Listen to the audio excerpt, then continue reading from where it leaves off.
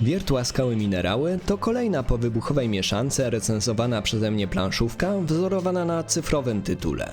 Trzeba jednak zauważyć, że o ile Candy Crush dla mieszanki stanowił jedynie luźną inspirację, to twórcy Wierteł Skał i Minerałów postarali się dość wiernie przenieść komputerową Super Motherload do świata analogowego. Wykorzystano tu nie tylko tematykę cyfrowego oryginału, wciąż reprezentując korporację Solarus prowadzimy odwierty na Marsie w poszukiwaniu cennych i rzadkich minerałów, ale na planszy odnajdziemy także specyficzny i rozpoznawalny styl graficzny. Większy problem sprawiło zapewne wierne oddanie modelu rozgrywki znanego z ekranów komputerów. Twórcy Wierteł Skał i Minerałów poradzili sobie jednak i z tym. Powierzchnię czerwonej planety penetrować będziemy wykładając na planszę kafelki tunelów. Pozyskane przy tym minerały wykorzystujemy do zakupu pilotów, którzy stopniowo zasilać będą nasz zespół wydobywniczy. Pozwolą nam oni budować dłuższe tunele, rozbijać stalowe płyty oraz wysadzać skały. Co więcej, karty pilotów stanowią główne źródło punktów zwycięstwa.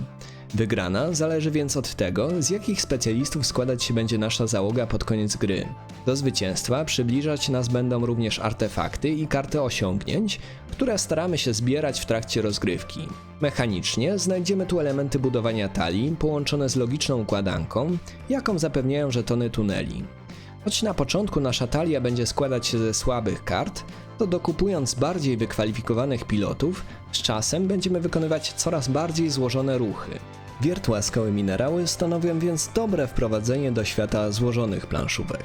Poznamy tu mechaniki często pojawiające się w tytułach o większym poziomie skomplikowania. Jednocześnie są one uproszczone do tego stopnia, że pozostają intuicyjne nawet dla początkujących graczy.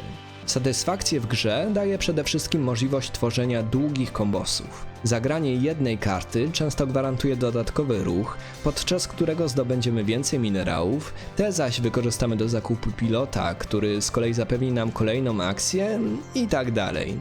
Jest to jednak równocześnie wada gry. Choć standardowo wykonywać będziemy tylko 2 ruchy, to przez dodatkowe akcje łatwo się w nich pogubić. Oddać honory trzeba za to grafikom.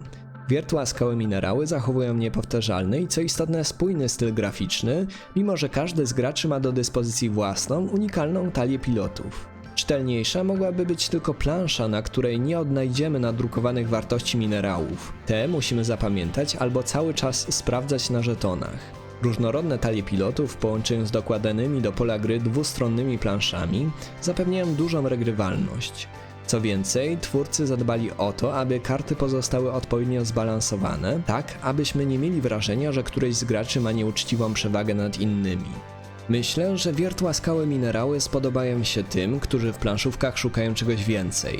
Chcą poznać nowe, ciekawe mechaniki i zależy im na interesującym i dobrze oddanym temacie.